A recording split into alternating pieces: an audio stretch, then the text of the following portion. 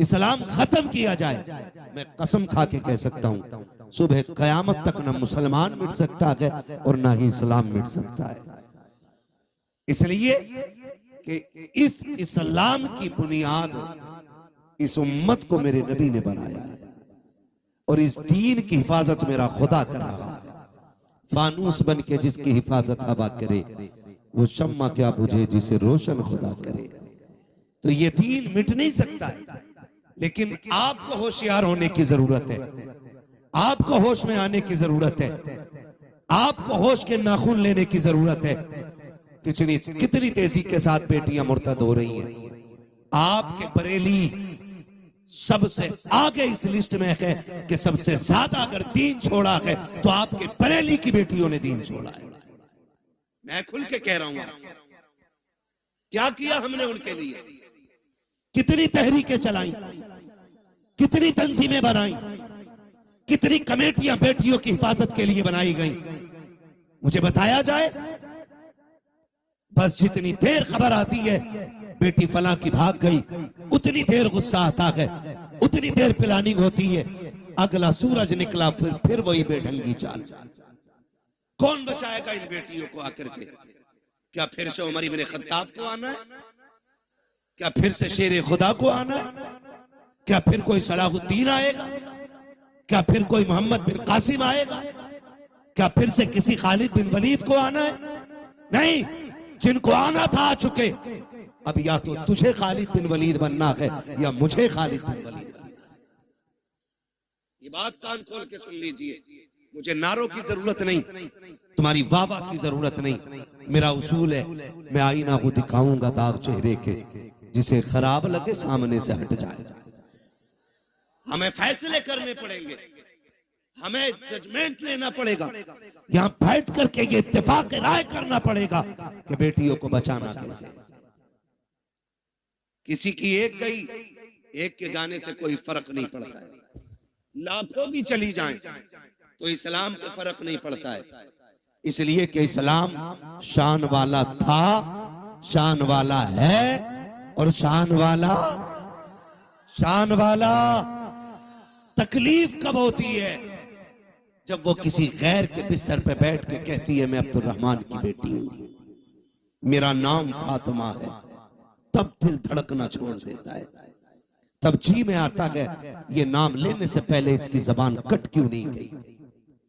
हमें सोचना पड़ेगा हम कर क्या रहे हैं।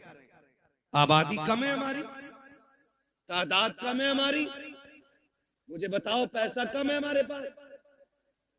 हमारे पास जितना पैसा आया हमने या तो प्लॉट खरीदे या होटल बनाए या हमने बिजनेस आगे बढ़ाया, लेकिन कौम के फ्यूचर के बारे में किसी ने नहीं सोचा। मुखालफत नहीं करता मोहम्मद रजा भाई, हर बस्ती में कई कई मदरसे हैं, होने चाहिए, हर इलाके में खानका है, होनी चाहिए। लेकिन मुझे बता तो सही, जिस इलाके में कई मदरसे हैं, खानकाहे हैं, मज़ारात हैं, उन इलाकों में इस्लाम की शहजादियों की तालीम हासिल करने के लिए एक अच्छा इदारा क्यों नहीं है, अच्छे स्कूल क्यों नहीं है। हम तो कहते हैं बेटियों को IAS बनाएंगे, बनाओ तुम्हारी मर्जी है, IPS बनाओ तुम्हारी मर्जी है, MBBS बनाओ तुम्हारी मर्जी है, लेकिन तालीम के नाम पे ये जो नंगा नाच हो रहा है इसे रोकना पड़ेगा, इसे रोकना पड़ेगा। ये रुकेगा कैसे? खुदा की कसम, जिस तरह तुमने मदरसों के लिए चंदे किए हैं, मज़ारों के लिए चंदे किए हैं, इसी तरह कौम की बेटियों के लिए स्कूलों के लिए चंदे करो और ऐसे स्कूल बनाओ जिसमें पढ़ने वाली भी बेटी हो, पढ़ाने वाली भी बेटी। ये कौन बनाएगा? ये कौन बनाएगा? क्या कोई आएगा? और नहीं, मैं सच कहता हूं, 3 चीजों से बेटियां हमारे हाथ से गई। नंबर 1, ऑनलाइन पढ़ाई, इसने बेटियां छीन ली। नंबर 2, ट्यूशन, इसने बेटी छीन ली। नंबर 3, शादियों के बढ़ते खर्चे, इन्होंने बेटियां छीन ली। और ये कितनी कसरत से हमारे बीच में, ये खुद फैसला करें हम लोग। जब तक ऑनलाइन पढ़ाई नहीं थी, किसी को रजाई में छुप के मोबाइल चलाने की इजाजत नहीं थी। जब से ऑनलाइन तालीम आई, बाप की मजबूरी बन गई। ऑनलाइन छोटे फोन पे नहीं हो सकती, बड़े फोनों पे। और रह गई ट्यूशन के तमाशे, तो आप सोशल मीडिया पे सर्च करें, हमारी बेटियों का किस तरह इस्तेमाल हो रहा है, किस तरह उन्हें छेड़ा जाता है। मैं आपकी बेटी पे एतराज नहीं कर सकता, मैं कहता हूं आपकी बेटी शरीफ होगी, लेकिन जहां जाके बैठ रही है वहां तो सारे शरीफ नहीं है, वहां तो सारे शरीफ नहीं है। और इस तरह मिजाज बनाया गया, दो लड़कों के बीच में एक लड़की बैठाई जाती है और अब्बा कह रहा शुक्र है बेटी आईएएस हो रही है, बेटी आईपीएस हो रही है। मैंने पहले कहा मैं तालीम का मुखालिफ नहीं, तरीके तालीम का मुखालिफ नहीं।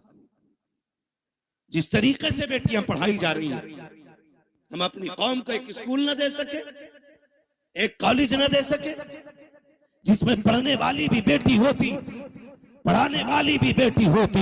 आए दिन तमाशे होते रहते हैं, कोई कहता मौलाना कुछ करो, क्या करना है, फला स्कूल के बाहर बच्चियों का नकाब उतरवा दिया गया, फला स्कूल के बाहर दुपट्टे उतरवा दिए गए। मैंने कहा मौलवी अकेला क्या करेगा, जब तक कौम जिम्मेदारी नहीं संभालेगी।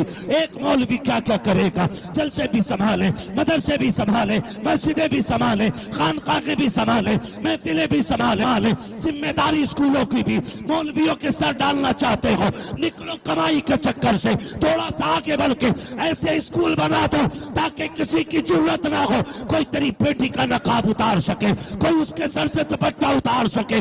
उससे कह दो बेटी भी हमारी है, स्कूल भी हमारा है, तालीम जो भी होगी कनीज़े फातिमा ज़हरा बना के बेटी पढ़ाई जाए। इस तरह बेटियां पढ़ाओ, वरना वो दिन दूर नहीं है, तेरी मेरी बेटियां तेरे मेरे घर से निकल जाएंगी और रोने के सिवा कुछ नहीं होगा। बाप और भाइयों का नशेड़ी और शराबी होना। सुन लो कान खोल करके, मुझे मतलब नहीं है दोबारा बुलाया।